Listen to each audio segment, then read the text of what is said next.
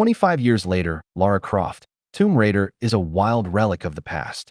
Think back, if you can, to the summer of 2001. Our phones flipped open, our genes rose low, and America was going to be on top of the world forever.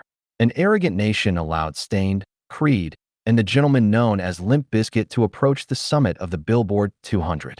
In theaters, Shrek had just been released on an unsuspecting world, and people willingly paid money to see Pearl Harbor and Tim Burton's Planet of the Apes.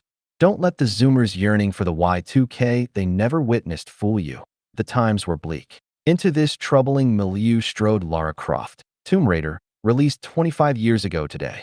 While not even the year's most successful archeology up, that honor belongs to The Mummy Returns. It raked in nearly $275 million and reached 14th place at America's benighted domestic box office, a record-smashing success for a video game movie that wouldn't be bested until 2010. And much like the success of an album called Chocolate Starfish and the hot dog-flavored water says a lot about where America's psyche was at, Tomb Raider's success can tell us how gaming movies and the broader gaming industry were doing. A new console generation was starting in 2001, with the PlayStation 2 already available, the Dreamcast already dead, and the GameCube and Xbox both arriving by Christmas.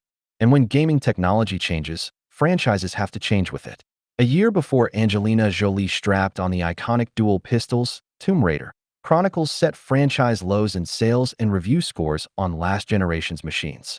The next game, 2003's Angel of Darkness, would flub the jump to the PS2, forcing the series to switch developers and undergo the first of several major reinventions.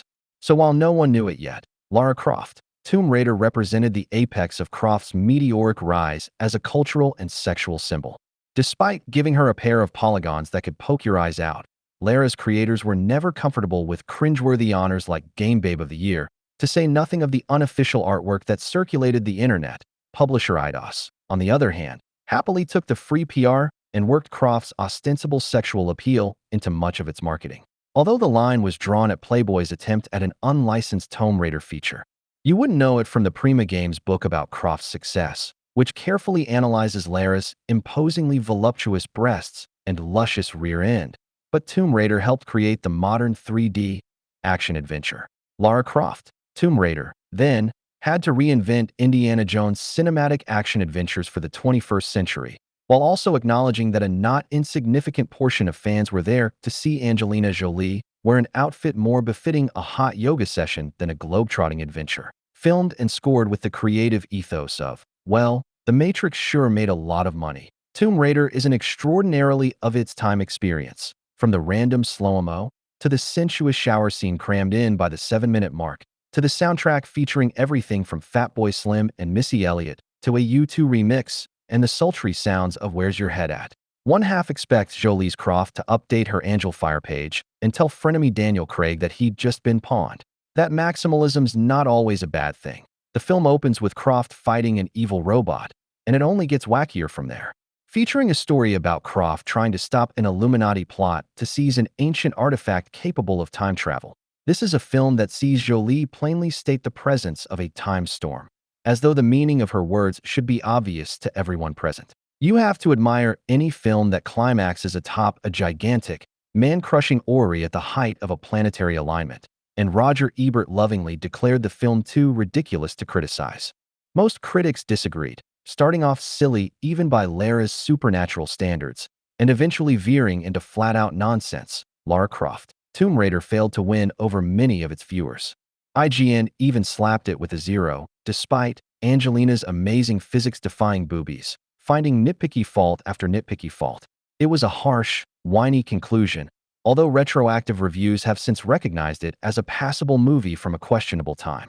Fittingly, Tomb Raider is now as interesting as a relic as it is a movie. The franchise is going through another sea change after its gritty 2010s era, with the Illuminati at Amazon overseeing an upcoming TV series starring Sophie Turner and a pair of video games slated for 2027.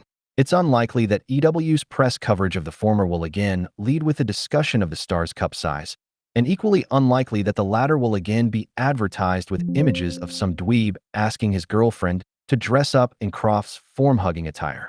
And if an edgy U2 remix gets near either product, something like just another action star now, And Amazon will have to work with that fact if it wants to give her franchise an interesting future. That's for the best, even if it means we probably won't get any more Bungie Fu sequences. Lara Croft.